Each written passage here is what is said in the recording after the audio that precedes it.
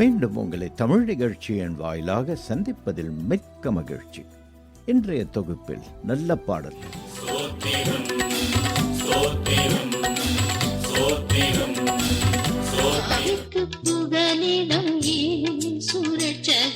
கூப்பிடுவேன் உம்மை அம்மானு கூப்பிடும் புது பலம் தந்து உயிரோடு. பயனுள்ள செய்திகள். பணத்திற்காக ஓடி ஓடி உழைத்து களைத்தி போயிருக்கும் நமக்கு பார்த்து ரசிப்பதற்கு உதவுவது நமது கண்கள். சிலருடைய வாழ்க்கையில மேலே வருவதற்கான நேர குதிகளை அவர் சரியாக தெரியும். வேத நடிகளும் அவருடைய அற்புதங்கள், வேத நடிகளும் அவருடைய அதிசயங்கள் பதிவு செய்யப்பட்டிருக்கிறது. ஒரே டைம் தான் போயிருந்தேன், அது கூட தனிமையில போயிட்டு ஜெபம் பண்ண, எப்படியோ சிங்கப்பூர் போகணுமே. தேவனே, நீர் என்னுடைய தேவன், அதிகாலமே உம்மை தேடுகிறேன். வறண்டதும் அத்தனையும் உங்களுக்காக ஆத்ம நண்பன் குழு பலரோடு இணைந்து வழங்குகிறது. கேளுங்கள், உங்கள் ஆத்ம நண்பன்.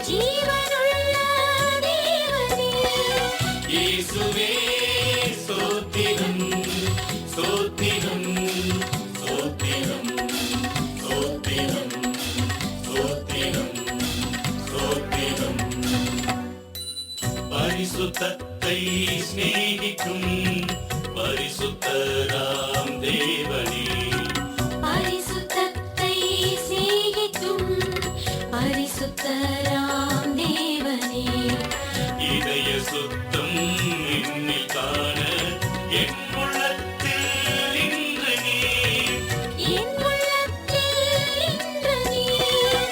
இயேசுவே ஸ்தோத்திரம் ஸ்தோத்திரம் ஸ்தோத்திரம் ஸ்தோத்திரம் ஸ்தோத்திரம் ஸ்தோத்திரம். நித்தமெம்மை நடத்துவீர், நம்பினோரை கைவிடீர். நித்தமெம்மை நடத்துவீர், நம்பினோரை கைவிடீர். மக்கள் எல்லாம் உம் படைப்பு, ஒருவரையும் புறக்கணீர், ஒருவரையும் புறக்கணீர். இயேசுவே ஸ்தோத்திரம் ஸ்தோத்திரம் ஸ்தோத்திரம் ஸ்தோத்திரம் ஸ்தோத்திரம் ஸ்தோத்திரம்.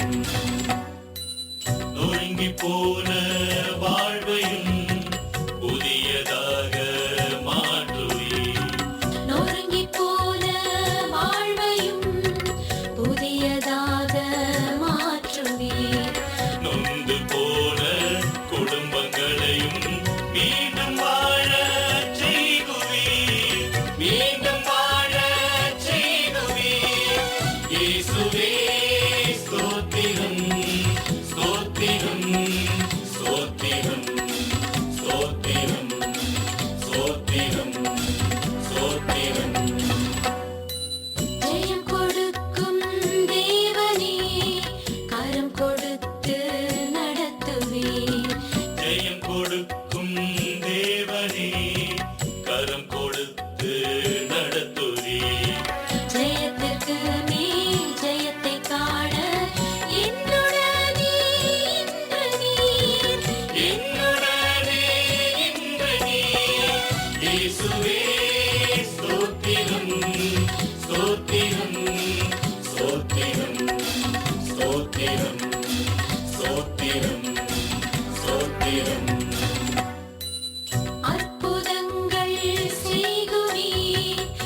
அதிசயங்கள் காட்டுவீர். அற்புதங்கள் செய்குவீர், அதிசயங்கள் காட்டுவீர். இம்மையிலும் மறுமையிலும் எங்களை நீர் நடத்துவீர். எங்களை நீர் நடத்துவீர். இயேசுவே ஸ்தோத்திரம், ஸ்தோத்திரம், ஸ்தோத்திரம், ஸ்தோத்திரம், ஸ்தோத்திரம், ஸ்தோத்திரம், ஸ்தோத்திரம்.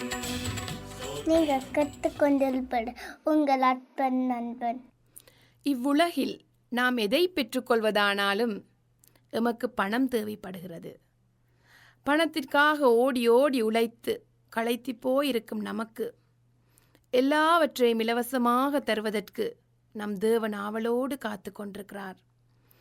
நாம் எதையாயினும் அவருடைய சித்தத்தின்படி கேட்டால் அவர் நமக்கு செவி கொடுக்கிறார். ஏனெனில் நன்மையான எந்த ஈவும் பூரணமான எந்த வரமும் பரத்திலிருந்து உண்டாகிறது. யாக்கோபு 1:17. கேளுங்கள், அப்பொழுது உங்களுக்கு கொடுக்கப்படும். தேடுங்கள், அப்பொழுது கண்டடைவீர்கள். தட்டுங்கள், உங்களுக்கு திறக்கப்படும். மத்தேயு 7:7. தேவனால் கூடாதது ஒன்றுமில்லை. அவர் தம் ஈவுகளால் உங்களை ஆச்சரியமூட்டுவார். அப்பொழுது இயேசு, பிதாவே, இவர்களுக்கு மன்னியும், தாங்கள் செய்கிறது இன்னதென்று அறியாதிருக்கிறார்களே என்றார்.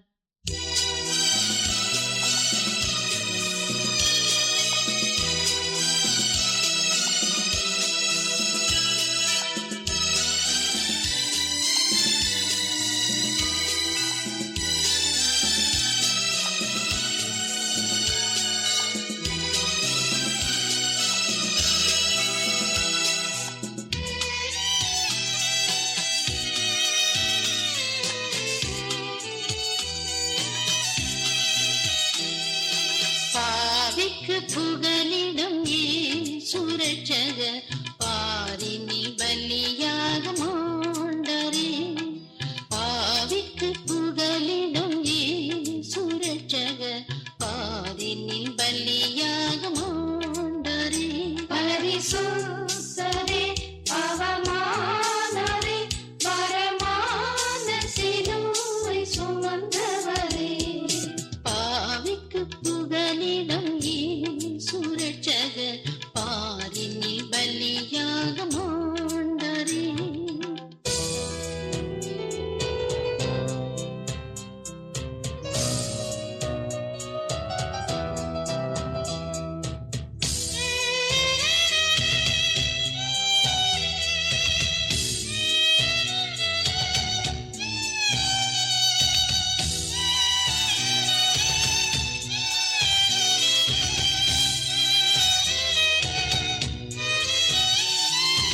உலகத்தின் இரட்சகர் இயேசுவே, உயிர் கொடுத்தார், உயிர் தேழ்ந்தார்.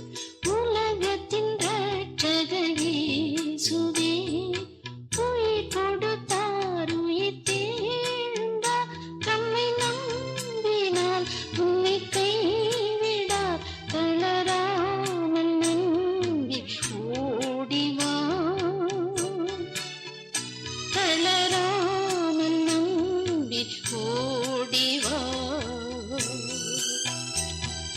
பாவிக்கு புகலிடம் இயேசு இரட்சகர், பாரினில் பலியாக மாண்டரே.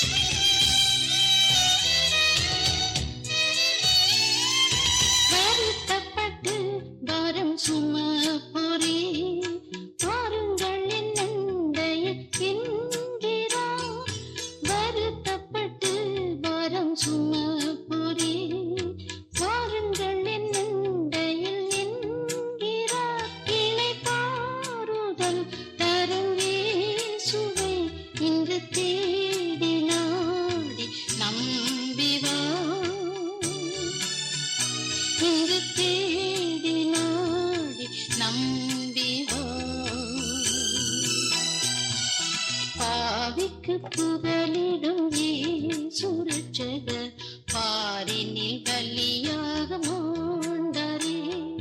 பாவிக்கு புகலிடும் இயேசு ரட்சகர். நீங்கள் கேட்டுக்கொண்டிருப்பது உங்கள் ஆத்ம நண்பன்.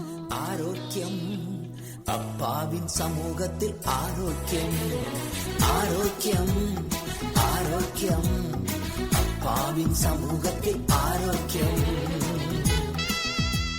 ஒவ்வொரு நாளும் நம்மை சுற்றிலும் பலதரப்பட்ட வியாதிகளினால் மக்கள் மடிகின்றார்கள்.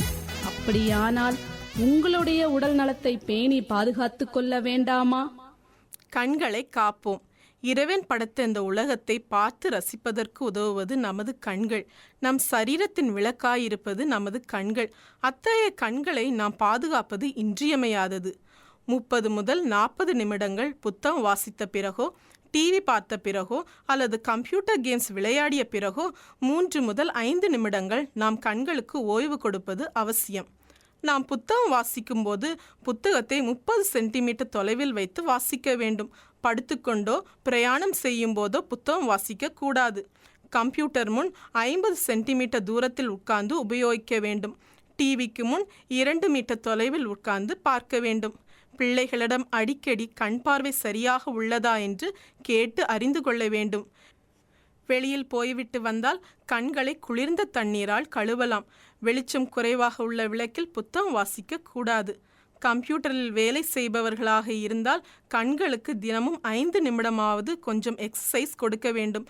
அதாவது கண்களை 4 திசைகளிலும் உருட்ட வேண்டும். விட்டமின் ஏ சத்து கண்களுக்கு பயன் தருகிறது.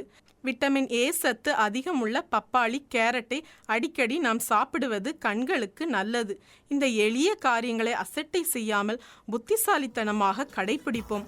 அறிந்ததை செயல்படுத்துவோமே. அப்பாவின் சமூகத்தில் ஆரோக்கியம், ஆரோக்கியம், ஆரோக்கியம், அப்பாவின் சமூகத்தில் ஆரோக்கியம்.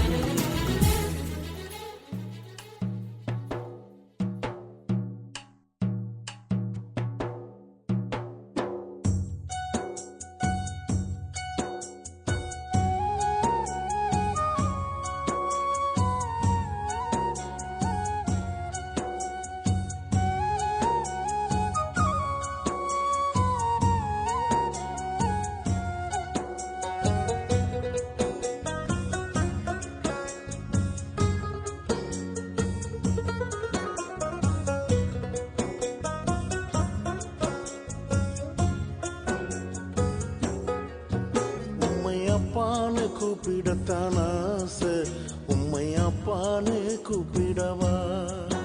உம்மை அம்மான்னு கூப்பிடத்தான் ஆசை, உம்மை அம்மான்னு கூப்பிடவா? உம்மை அப்பான்னு கூப்பிடத்தான் ஆசை, உம்மை அப்பான்னு கூப்பிடவா? உம்மை அம்மான்னு கூப்பிடத்தான் ஆசை, உம்மை அம்மான்னு கூப்பிடவா? அப்பான்னு கூப்பிடுவேன், உம்மை அம்மான்னு கூப்பிடுவேன். உம்மை அப்பான்னு கூப்பிடுவேன், உம்மை அம்மான்னு கூப்பிடுவேன். உம்மை அப்பான்னு கூப்பிடத்தான் ஆசை, உம்மை அப்பான்னு கூப்பிடவா? உம்மை அம்மான்னு கூப்பிடத்தான் ஆசை, உம்மை அம்மான்னு கூப்பிடவா?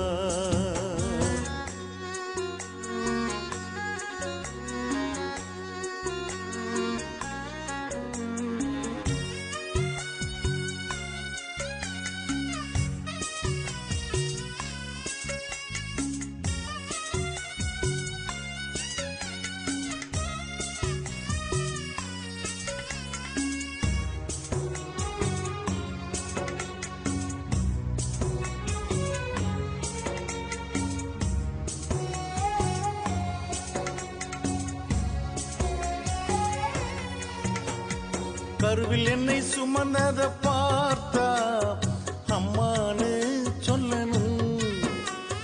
தோளில் என்னை சுமந்தத பார்த்தா அப்பான்னு சொல்லணும்.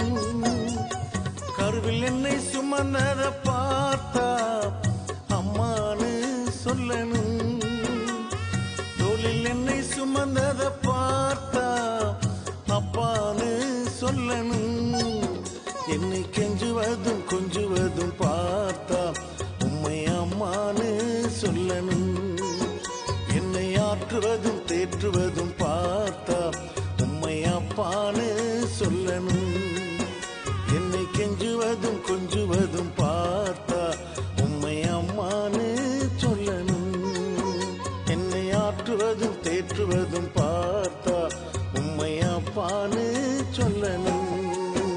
உம்மை அப்பான்னு கூப்பிடுவேன், உம்மை அம்மான்னு கூப்பிடுவேன். உம்மை அப்பான்னு கூப்பிடுவேன், உம்மை அம்மான்னு கூப்பிடுவேன்.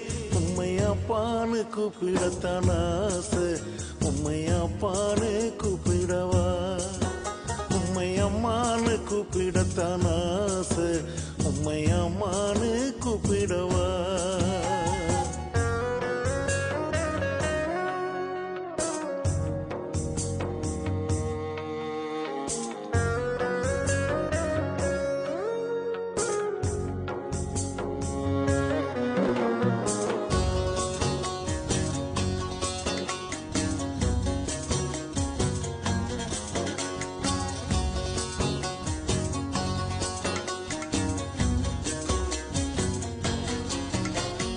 கண்ணீரை துடைச்சத பார்த்தா அம்மான்னு சொல்லணும். என் விண்ணப்பத்தை கேட்டத பார்த்தா அப்பான்னு சொல்லணும். கண்ணீரை துடைச்சத பார்த்தா அம்மான்னு சொல்லணும். என் விண்ணப்பத்தை கேட்டத பார்த்தா அப்பான்னு சொல்லணும். என்னை ஏந்துவதும் தாங்குவதும் பார்த்தா உம்மை அம்மான்னு சொல்லணும். உங்க இரக்கத்தை உருக்கத்தை பார்த்தா உம்மை அப்பான்னு சொல்லணும். என்னை ஏந்துவதும் தாங்குவதும் பார்த்தா உம்மை அம்மான்னு சொல்லணும். உங்க இரக்கத்தை உருக்கத்தை பார்த்தா உம்மை அப்பான்னு சொல்லணும். உம்மை அப்பான்னு கூப்பிடுவேன், உம்மை அம்மான்னு கூப்பிடுவேன். உம்மை அப்பான்னு கூப்பிடுவேன், உம்மை அம்மான்னு கூப்பிடுவேன். உம்மை அப்பான்னு கூப்பிடத்தான் ஆசை, உம்மை அப்பான்னு கூப்பிடவா? உம்மை அம்மான்னு கூப்பிடத்தான் ஆசை, உம்மை அம்மான்னு கூப்பிடவா? உம்மை அப்பான்னு கூப்பிடத்தான் ஆசை, உம்மை அப்பான்னு கூப்பிடவா? உம்மை அம்மான்னு கூப்பிடத்தான் ஆசை, உம்மை நீங்கள் இப்போது கேட்டுக்கொண்டிருப்பது உங்கள் ஆத்தும நண்பன். அன்பு நேயர்களே வணக்கம். வாழ்க்கை அர்த்தமுள்ள ஒரு வாழ்க்கை. ஆண்டவர் படைத்த ஒவ்வொரு மனிதனும் உலகத்திலே ஒரு அர்த்தத்திற்காக நோக்கத்திற்காக படைக்கப்பட்டிருக்கிறார். அவள் யாரும் குறைந்தவளல்ல, பெரியவங்களும் கிடையாது. ஒவ்வொருடைய வாழ்க்கையிலும் மேலே வர முடியும். சிலருடைய வாழ்க்கையிலே மேலே வருவதற்கான நேர குதிகளை அவள் சரியாக தெரிந்து கொள்வதில்லை. ஆனால் நிறைய வாழ்க்கையில் பார்த்திங்கன்னா அதே நிலைமையில் இருக்கிறாங்க. சிலர் தங்களுடைய வாழ்க்கையில் ஆண்டவர் கொடுத்த வாய்ப்புகளை சரியாக பயன்படுத்திக் கொள்கிறார்கள். இதை சொல்லும்போது சம்பவம் ஞாபகம் வருது. ஒரு மனுஷன் வீட்டில் இருக்கிறவனுக்கு கழுகை பார்த்துக்கிட்டே இருந்தான். அவனுக்கு ஒரு ஆசை வந்துருச்சு, இந்த கழுகு எப்படியாவது நம்ம அதை நம்ம வீட்டில் பொறிக்க வச்சு அதை கழுகு குஞ்சை வளர்த்தா நல்லா இருக்குன்னு சொல்லி கஷ்டப்பட்டு அவன் போய் காட்டில் போய் ஒரு கழுகு முட்டையை எப்படி கொண்டு வந்துட்டான். எவ்வளோ கஷ்டப்பட்டு கொண்டு வந்தால் நமக்கு தெரியாது.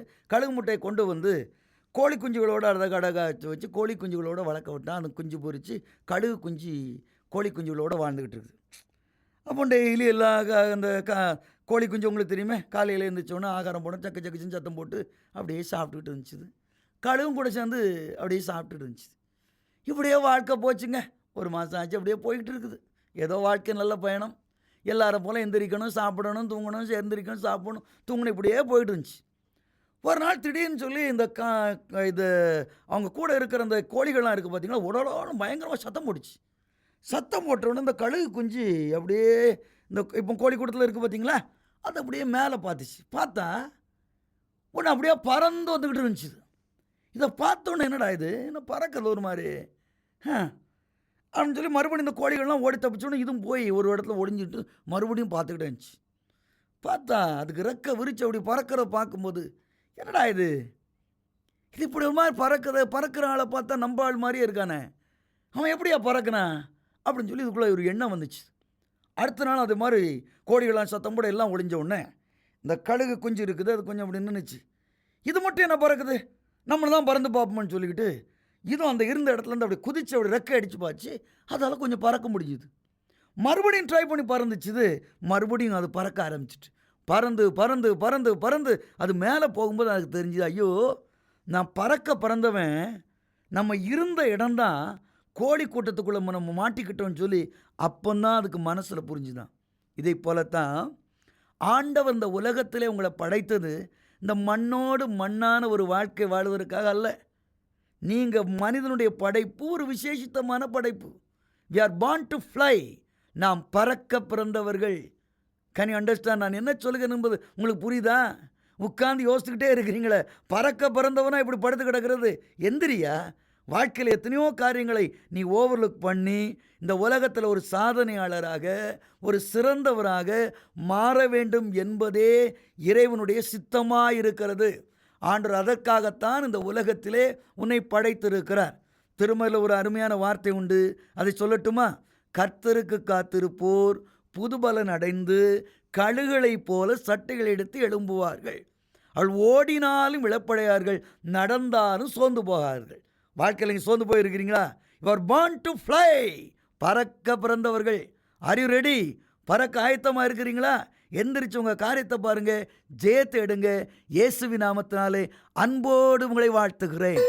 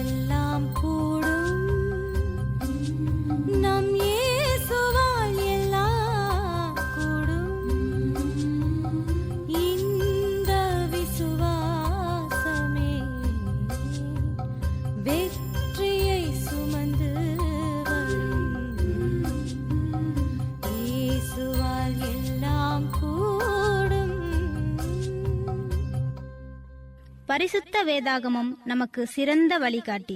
அப்படிப்பட்ட பரிசுத்த வேதாகமத்திலிருந்து ஒரு அருமையான சத்தியத்தை இப்பொழுது கேட்க இருக்கின்றோம். பிரியமானவர்களே, மறுபடியுமாய் ஒரு விசை ஆண்டவர் இயேசுவின் நாமத்தினாலே உங்களை வாழ்த்துவது என் மனதிற்கு மிகுந்த மகிழ்ச்சி கொடுக்கிறது. ஒருவருக்கொருவர் வாழ்த்துங்கள் என்று வேதம் சொல்கிறது.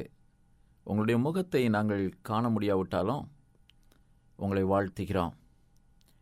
ஒருவேளை இந்த உலகத்திலே உங்களுடைய முகத்தை நாங்கள் பார்க்க முடியாமல் போகலாம், எங்கள் முகத்தை நீங்கள் பார்க்க முடியாமல் போகலாம். ஆனால் ஒன்று மாத்திரம் நிச்சயம், பரலோகத்திலே தேவன் உண்டு பண்ணி வைத்திருக்கிற நித்தியத்தில் நாம் ஒருவருடைய முகத்தை ஒருவர் பார்ப்போம். அந்த நம்பிக்கையோடு கூட தேவனுடைய வார்த்தையை உங்களோடு கூட நான் பகிர்ந்து கொள்ள விரும்புகிறேன். தொடர்ந்து ஆண்டவருடைய அதிசயங்களை, அற்புதங்களை இந்த செய்தியின் வாயிலாக நீங்கள் கேட்டுக்கொண்டிருக்கின்றீர்கள். இந்த நாளில் கூட நாம் பரலோகத்தின் தேவன் புதிய ஏற்பாட்டு காலத்திலே இயேசு கிறிஸ்துவின் மூலமாக, அவருடைய சீசர்களின் மூலமாக மாத்திரமல்ல, பழைய ஏற்பாட்டு காலத்திலும் கூட எண்ணிறைந்த அதிசயங்களை செய்தார் என்று வேதத்திலே நாம் வாசிக்கிறோம். வேத நெடுகிலும் அவருடைய அற்புதங்கள், வேத நெடுகிலும் அவருடைய அதிசயங்கள் பதிவு செய்யப்பட்டிருக்கிறது.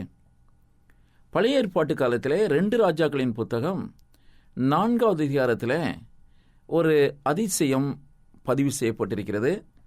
அதை உங்களோடு இந்த நாளிலே பகிர்ந்து கொள்ள விரும்புகிறேன். இது உங்களுக்கு ஒரு ஆசீர்வாதத்தை கொண்டு வரும் என்று நான் நம்புகிறேன். இந்த 1வது வசனத்திலிருந்து இந்த சம்பவத்தை நாம் வாசிக்கிறோம். 1வது வசனத்திலிருந்து 7வது வசனம் வரைக்கும் இந்த சம்பவம் காணப்படுகிறது. எலிசா என்ற ஒரு தீர்க்கதரிசி இருக்கிறார்.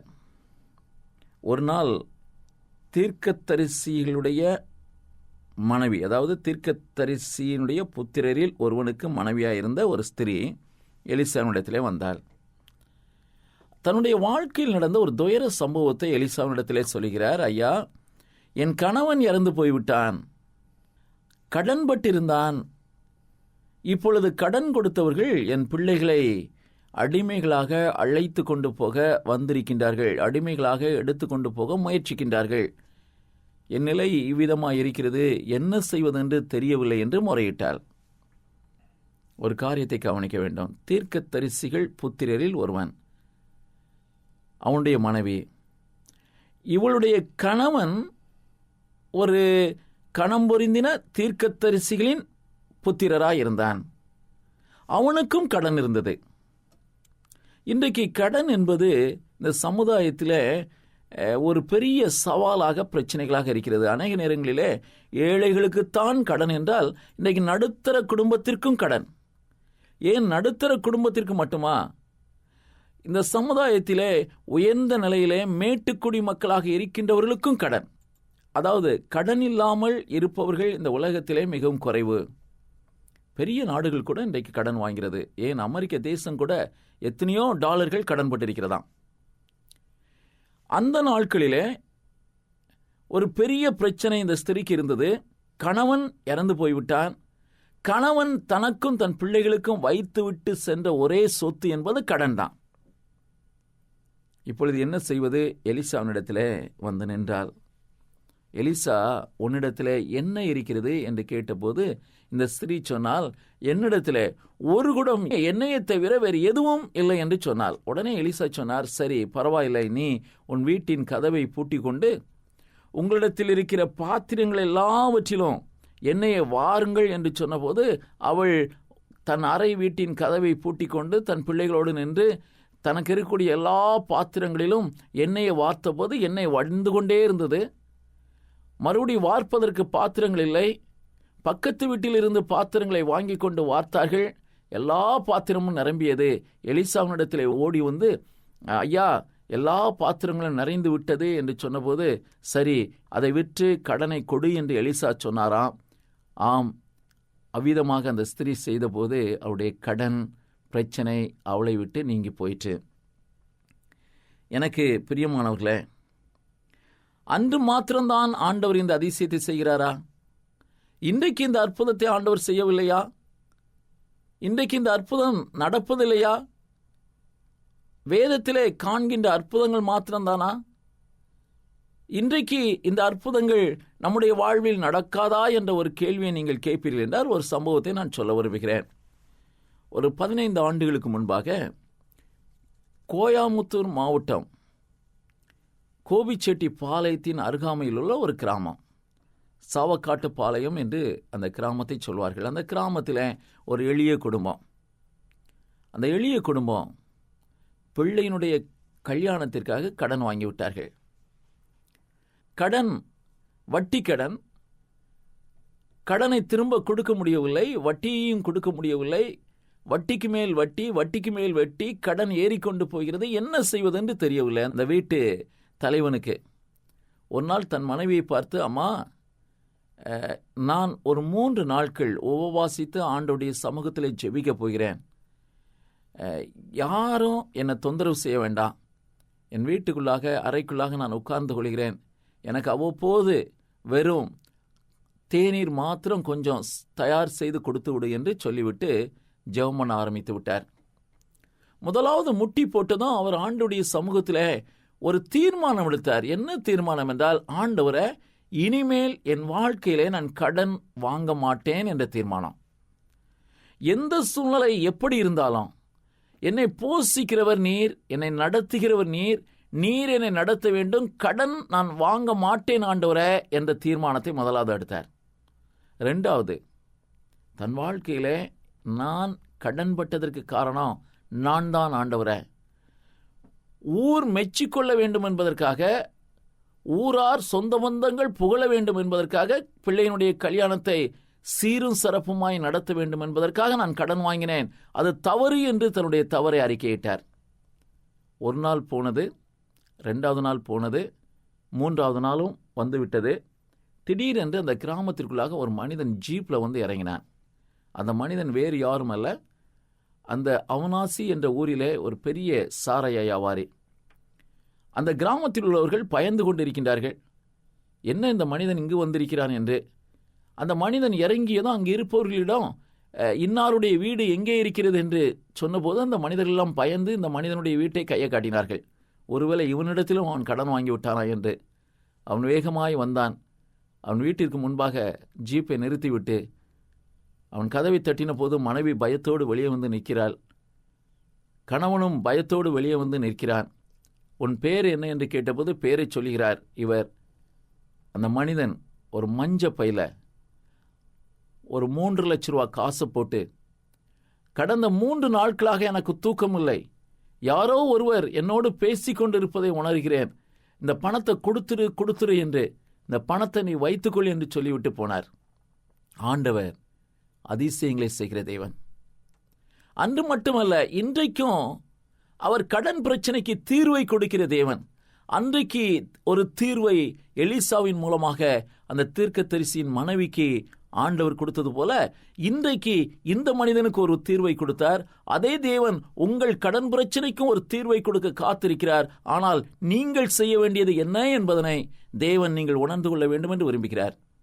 வேதம் சொல்கிறது, நீயோ கடன் வாங்க மாட்டாய், நீயோ அநேகருக்கு கடன் கொடுப்பாய் என்று சொல்கிறது. ஏன் நாம் கடன் வாங்குகின்றோம்? ஏன் நாம் அந்த ஆசீர்வாதத்தை சுதந்திரித்துக் கொள்ள முடியவில்லை? எத்தனையோ வாக்குத்தத்தத்திற்காக நாம் ஜெபிக்கிறோம், எத்தனையோ ஆசீர்வாதம் வேண்டும் என்று நாம் கேட்கிறோம். கடன் வாங்காமல் வாழக்கூடிய வாழ்க்கை எனக்கு வேண்டும் என்று நாம் எத்தனை நாட்கள் ஜெபித்திருக்கிறோம்.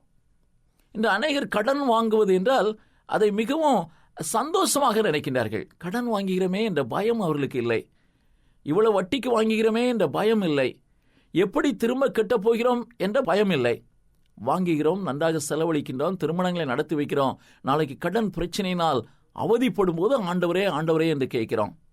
எனக்கு அன்பான தேவனுடைய பிள்ளையே, நீ கடன் வாங்குவது தேவனுடைய சித்தம் அல்ல, அதை முதலாவது நீ புரிந்து கொள்ள வேண்டும் என்று தேவன் விரும்புகிறேன். நீ கடன் வாங்குவது, மறுபடியும் சொல்கிறேன், நீ கடன் வாங்குவது தேவனுடைய சித்தம் அல்ல. கடன் மூலம்தான் தேவன் உன்னை போஷிக்க வேண்டும் என்பதும் அவருடைய சித்தம் அல்ல. வானத்தையும் பூமியும் படைத்த கர்த்தர், வல்லமையுள்ள தேவன், உன்னை கடன்காரர்கள் மூலமாகத்தான் போஷிக்க வேண்டும் என்பதோ, உன் வீட்டிலே காரியங்களை செய்ய வேண்டுமோதோ தேவனுக்கு அவசியமில்லை. அதை நீ முதலாவது உணர்ந்து கொள்ள வேண்டும் என்று ஆண்டவர் விரும்புகிறார். 2வது, இன்றைக்கு நீங்கள் கடனில் இருக்கின்றீர்களா? அதற்கு காரணம் என்னுடைய செயல்தான் என்பதனை எத்தனை பேர் ஏற்றுக்கொள்ள விரும்புகின்றீர்கள்? நான் கடன்பட்டதற்கு காரணம் நான் தான் என்பதனை எத்தனை பேர் ஏற்றுக்கொள்கிறீர்கள்? அநேக நேரங்களிலே ஆடம்பர செலவுகள் மூலம் நாம் கடன்பட்டிருக்கிறோம். ஊரார் மெச்சிக்கொள்ள வேண்டும் என்பதற்காக வீடுகளை கட்டுவதிலே கடன்பட்டிருக்கிறோம். வீடுகளை கட்டுவதிலே நாம் திட்டமிட்டு வருகின்ற வருமானத்தை கொண்டு எவ்விதம் ஒரு வீட்டை கட்டி முடிப்பது என்பதனை நாம் சற்று சிந்திக்காதபடிக்கு ஊரார் மெச்சிக்கொள்ள வேண்டும், சொந்த பந்தங்கள் புகழ வேண்டும் என்பதற்காக நாம் வீடுகளை கட்டி கடன்பட்டிருக்கிறோம். இன்னும் சொல்ல வேண்டுமென்றால், திருமண காரியங்களை நாம் மிகவும் பந்தாவாக பிறர் புகழ வேண்டும் என்பதற்காக நாம் விமர்சையாக செய்து பேர் புகழ் தேட வேண்டும் என்ற நோக்கத்தோடு நான் செய்வதனாலே கடன்பட்டிருக்கிறோம். ஒரு காரியத்தை தெளிவாக புரிந்து கொள்ளுங்கள். உங்கள் கடன் பிரச்சனைகளுக்கு ஆண்டவர் தீர்வை வைத்திருக்கிறார். ஆனால் அதற்கு முன்பு உங்களுடைய கடன்களுக்கு நீங்கள்தான் காரணம் என்பதனை உணர விரும்புகிறீர்களா? ஆண்டவர் உங்களுக்கு விடுதலையை கொடுக்க காத்திருக்கிறார். மறுபடியும் கடன்படாமல் வாழ்வோம் என்ற உறுதி உங்களுக்கு இருக்கிறதா? மறுபடியும் கடன் படக்கூடாது என்ற எண்ணம் உங்களுக்கு இருக்கிறதா? இதை கேட்டுக்கொண்டிருக்கிறேன் தேவனுடைய பிள்ளையே, நீ சற்று சிந்தித்து பார்க்க வேண்டும் என்று கர்த்தர் விரும்புகிறார். நீ கடன்படுவது தேவனுடைய நோக்கம் அல்ல. தேவனுடைய வார்த்தை தெளிவாக சொல்கிறது, நீயோ கடன் வாங்க மாட்டாய், நீயோ கடன் கொடுப்பாய். அந்த ஆசீர்வாதத்தை சுதந்திரிக்க வேண்டாமா? கடன் கொடுக்கின்ற ஆசீர்வாதம் உங்களுக்கு வேண்டாமா? கடன்பட்டு வாழ்கின்ற வாழ்க்கைதான் வாழ்க்கையா? இப்பொழுது கூட என் ஆண்டவர் உன் கடன் பிரச்சனையிலிருந்து விடுதலை கொடுப்பதற்காக காத்து கொண்டிருக்கிறார். ஒரு உறுதியோடு கூட, என் ஆண்டவரே, இனிமேல் என் வாழ்வில் கடன் வாங்க மாட்டாப்பா. நீங்கள் கொடுக்கின்ற வருமானத்தை கொண்டு நான் சிறப்பாக சிக்கனமாக என்னுடைய வாழ்க்கைக்கு அடுத்த காரியங்களை செய்வேன் என்ற உறுதிமொழியோடு கூட ஆண்டவருடைய சமூகத்தில் நீங்கள் முன்னால் வருவீர்கள் என்றால் ஆண்டவர் உங்கள் கடன் பிரச்சனையிலிருந்து தீர்வை கொடுக்க காத்திருக்கிறார். உங்களுக்காக ஜெபிக்கிறேன். பரலோக பிதாவே, எங்களை நேசிக்கிறவரே, தகப்பனே, உம்முடைய வாக்குத்தத்தம் சொல்கிறது, நீயோ கடன் வாங்க மாட்டாய் என்று. நாங்கள் கடன் வாங்குவது உமக்கு சித்தமல்ல. எங்களுடைய வாழ்க்கையிலே இனிமேல் கடன் வாங்க மாட்டோம் என்ற ஒரு உறுதியை எங்களுக்குள் நீர் தாரும் ஐயா. கடன் வாங்கக்கூடாது என்ற தீர்மானத்தை நாங்கள் எடுக்க எங்களுக்கு உதவி செய்யுங்கப்பா. இந்த செய்தியை கேட்டுக்கொண்டிருக்கிற பிள்ளைகளுடைய வாழ்க்கையில் கூட இனிமேல் கடன் வாங்காதபடிக்கு தலை நிமிர்ந்து வாழக்கூடிய வாழ்க்கையை கொடுங்கப்பா. ஒருவேளை தங்களுடைய தவறுகளினால் கடன் பட்டிருப்பார்கள் என்றால் ஆண்டவர் தாமே அவர்களுக்கு விடுதலையை கொடுக்கும்படியாய் நாங்கள் ஜெபிக்கிறோம் அப்பா. ஆண்டவர் உம்முடைய பிள்ளைகளை தொடும், கடனில்லாத வாழ்வு வாழ உதவி செய்யும். இயேசுவின் நாமத்திலே ஜெபிக்கிறோம் எங்கள் ஜெபங்கேலும் நல்ல பிதாவே, ஆமென்.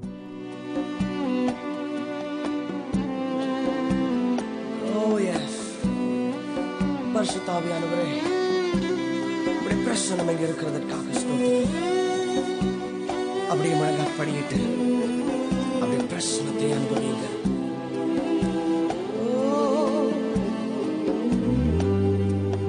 பலனில்லா நேரத்தில் புது பலன் தந்து என்னை நீர் தாங்கிடுமே.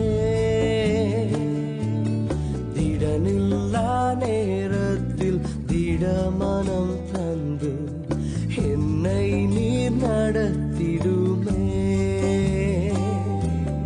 பலனில்லா நேரத்தில் புது பலன் தந்து என்னை நீர் தாங்கிடுமே. திடனில்லா நேரத்தில் திடமனம் தந்து என்னை நீர் நடத்திடுமே. பலன் தாருமே, பலன் தாருமே. உம் பலத்தால் என்னை நடத்திடுமே. பலன் தாருமே, பலன் தாருமே.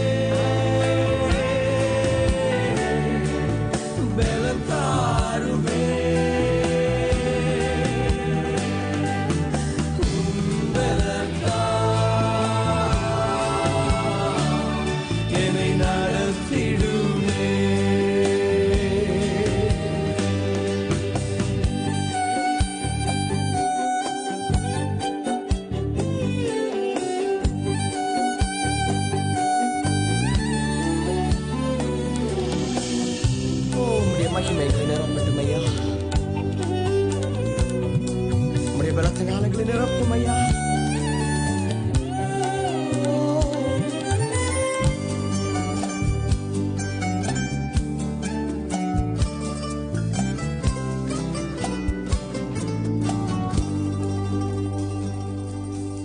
எலியாவை வனாந்திரத்தில் களைத்து போய் நிற்கின்றேனே, மன்னாவை தந்து மறுபடி நடக்கச் செய்யும் பலன் தாருமே.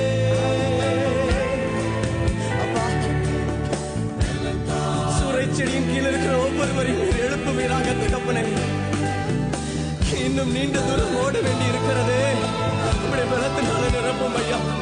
என்னை நடத்திடுமே. போராட்டங்கள் சூழ்ந்ததாலே அப்பா சோர்ந்து போய் நிற்கின்றேனே, சோராமல் ஓட திடமனம் அழித்திடுமே. பலன் தாருமே. உம்முடைய பலன் எனக்கு தேவை தகப்பனே.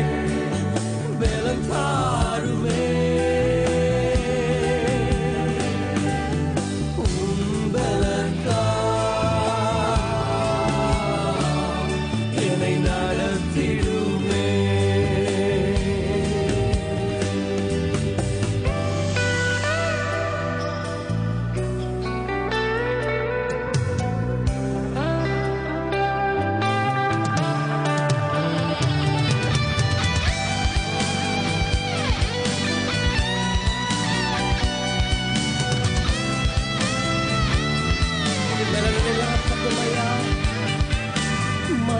மனிதர்களின் நிந்தனையா மனம் நொந்து நிற்கின்றேனே, மன்னித்து மறக்க உந்தனின் பலன் தாருமே. பலன் தாருமே. எனக்கு விரோதமாக பேசுகிறவர்களை மன்னிக்கும் நல்ல ஒரு இருதயத்தை எனக்கு தாரும் ஐயா. என் பாவங்களை நீ மன்னித்தீரே. ஹல்லேலூயா. இயேசுவே என்னை நடத்திடுமே. மாம்ச எண்ணம் மேற்கொள்வதா அடிக்கடி தவறுகிறே, பரிசுத்த வாழ்வு வாழ பலன் தாருமே. ஆண்டவரே, பரிசுத்தமாய் வாழும்படிக்கு உம்முடைய பலனை எனக்கு தருவீராக. பாவத்தின் வல்லமையை மேற்கொள்ளும்படிக்கு உம்முடைய பலத்தினால் என்னை நிரப்புங்க பாய்ந்து சொல்லி கேட்கலாமா? பலனில்லா நேரத்தில் புது பலன் தந்து என்னை நீர் தாங்கிடுமே, திடனில்லா நேரத்தில் திடமனம் தந்து என்னை நீர் நடத்திடுமே. பலன் தாருமே. எல்லாரும் சேர்ந்த இடத்துல பலனை கேட்போமா? பலன் தாருமே. தகப்பனே, உம்முடைய பலத்தினாலே, அந்த பரலோக பலத்தினாலே எங்கள் ஒவ்வொருவரையும் நிரப்புவீராக தகப்பனே. விசேஷமாக சோர்ந்து போயிருக்கிற ஒவ்வொரு ஊழியரையும், ஒவ்வொரு மகனையும், ஒவ்வொரு மகளையும் உம்முடைய பலத்தினாலே நிரப்பி நீர் எழுப்புவீராக தகப்பனே. இப்பொழுதே ஒரு பரலோகத்தின் பலன் ஒவ்வொருவரையும் நிரப்புகிறதற்காக ஸ்தோத்திரங்கள். ஹல்லேலூயா. I believe அந்த பலனை நான் கண்டுவருக்கிறேன் தகப்பனே. ஆமென். என்னை நடத்திடுமே.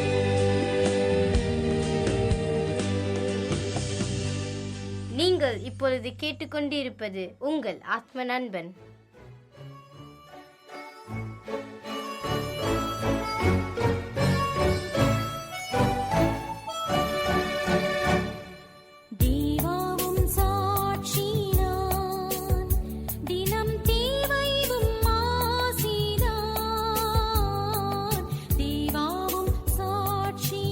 நன்றி சொல்லிக்கிறேன். என் பேர் ஜெய்குமார். நான் ஊரில் இருந்தப்போ என்னென்னமோ தப்புலாம் பண்ணிகிட்டு இருந்தேன். நான் சிங்கப்பூருக்கு வந்ததே கடவுளோட ஆசீர்வாதம் தான். ஒரு டைம் நான் சர்ச்சுக்கு மெட்ராஸில் போயிருந்தேன். ஒரே டைம் தான் போயிருந்தேன். அதுக்கு கூட தனிமையில் போய்ட்டு ஜெபம் பண்ணேன், எப்படியோ சிங்கப்பூருக்கு போகணுமேன்னு. சிங்கப்பூருக்கு வந்தால் நான் கடவுளை தெரிஞ்சுக்கிட்டேன். கடந்த 2010 8வது மாதம் 10ஆம் தேதி தான் ஞானஸ்தானம் எடுத்துக்கிட்டேன். அதுலேருந்து என்னோடய வாழ்க்கையில் எல்லாமே டிஃப்ரெண்ட்டாக, எல்லாமே வெற்றியோடு தான் வந்துட்டு இருக்குது. ஏன்னா அதுக்கு முன்னாடி நான் எப்படியோ இருந்த லைஃப்லாம் விட்டுட்டு இப்போ தனிமையில் என்னோட கடவுளோட நான் இதாக இருக்கிறேன். ஏன்னா என்னோடய லைஃப்பில் புது மாற்றங்கள் எல்லாமே கடவுளோட ஆசீர்வாதம் தான். அதனால தான் நான் முன்னேறிட்டு இருக்கிறேன். இப்போ கூட சமீபத்தில் ஒரு சின்னதாக ஒரு பிரச்சனை வந்தது. சுத்தமாக என்ற செலவுக்கே காசு இல்லை. ரொம்ப யோசிச்சுட்டு இருந்தேன் என்ன பண்ணுறது. 20 நாள் வேலைக்கே போகாத வந்தப்போ கடவுளாக பார்த்து சம்பளம்லாம் போட்டு விட்ருக்காரு. கடவுளுக்கு தான் நன்றி சொல்லணும். லைசன்ஸுக்கு எங்கள் கம்பெனியில் விடவே மாட்டாங்க. ஆனால் கடவுள் தான் அங்கே பேசி வழி நடத்தினார். கடவுளுக்கு நான் நன்றி சொல்லிக்கிறேன். எங்கள் ஊரில் பசங்க பார்த்தாவே என்ன ஒரே மாதிரியாக தான் சொல்லுவாங்க. அடுத்த பெரியாலாம் பார்த்தாங்க, நீனே உருப்பட போறியான்னு சொல்லுவாங்க. ஆனால் இப்போ இவனா பரவாயில்ல அப்படின்னு சொல்கிற அளவுக்கு கடவுள் தான் என்னை முன்னேற்றிருக்கிறாரு. அதுக்கு கொடான கூடிய நன்றி சொல்லிக்கிறேன். கடவுள் என்றென்றும் விட்டு பிரியாதபடி கடவுளுக்கே சோஸ்திரம்.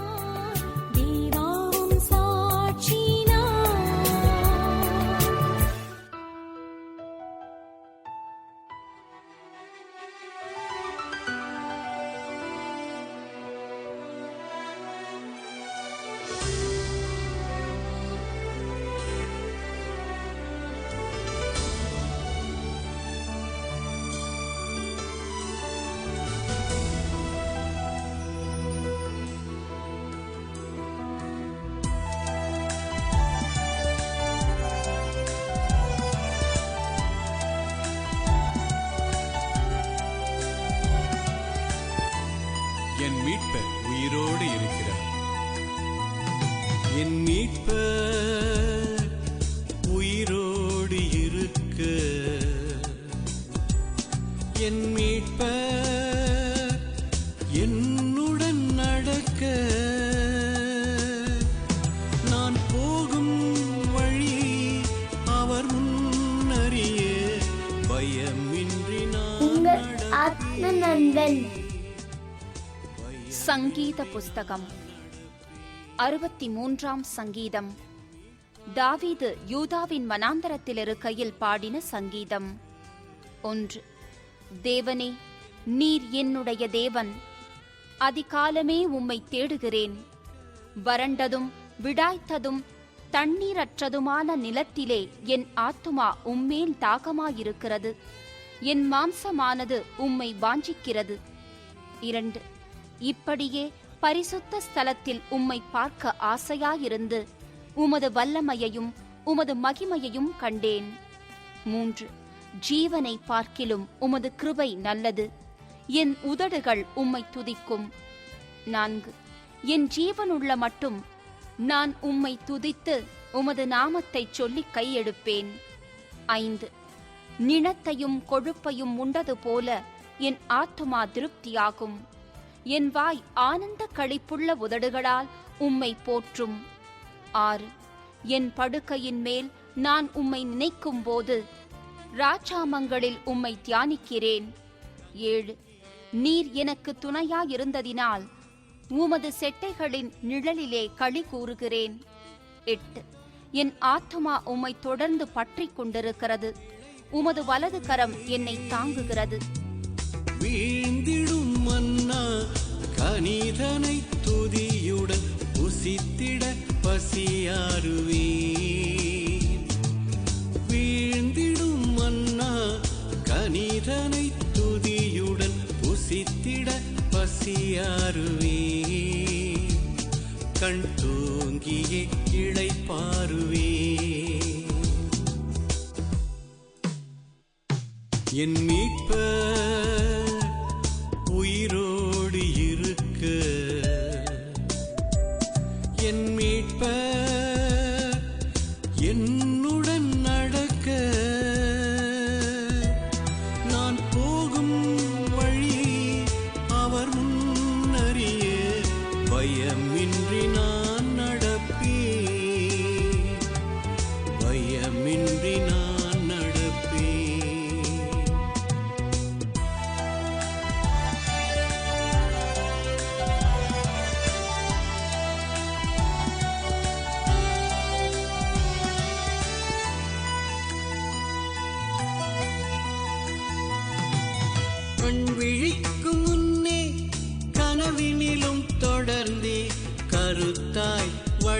சொல்லவே நான் கண் விழிக்கும் முன்னே கனவினிலும் தொடர்ந்தே கருத்தாய் வழி சொல்லவே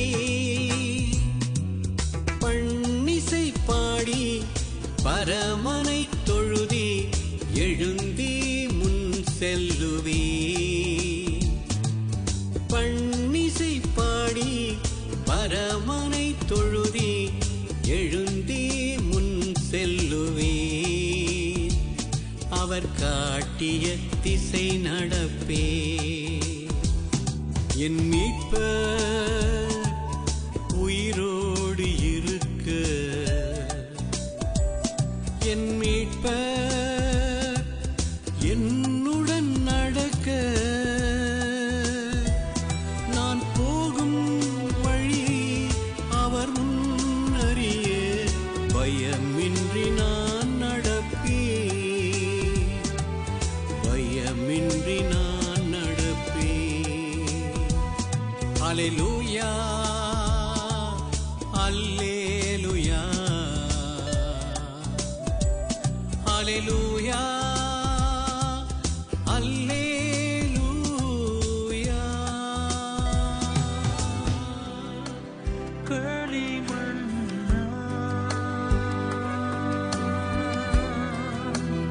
அனுதினமும் வணைந்திடுமே ஆழ்கடலில் இது உங்கள் ஆத்ம நண்பன். இந்த நிகழ்ச்சி உங்களுக்காக படைக்கப்படுவதால் உங்களுடைய கருத்துகள், உங்களுடைய ஜெப விண்ணப்பங்கள், தேவைகள் வாட்ஸ்அப் மூலமாக எங்களுக்கு நீங்கள் அறிவிக்கலாம். எங்களுடைய தொலைபேசி எண் 966-36-194. மீண்டும் சொல்கிறேன், 966-36-194. நீங்கள் எங்களை இமெயில் மூலியமாகவும் தொடர்பு கொள்ளலாம். atma.nanban.yesu@gmail.com. மீண்டும் சொல்கிறேன், atma.nanban.yesu@gmail.com. இன்னொரு முக்கியமான விஷயம், உங்களுடைய சாட்சிகள். நாம் எல்லோருமே சாட்சிகளை கேட்கும்போது ஸ்திரப்படுகிறோம். ஆகையால் ரத்தன சுருக்கமாக உங்களுடைய கைபேசியில் அழகாக இந்த 1 நிமிடத்தில் உங்களுடைய சாட்சியை பதிவு செய்து எங்களுக்கு அனுப்பலாம். நன்றி.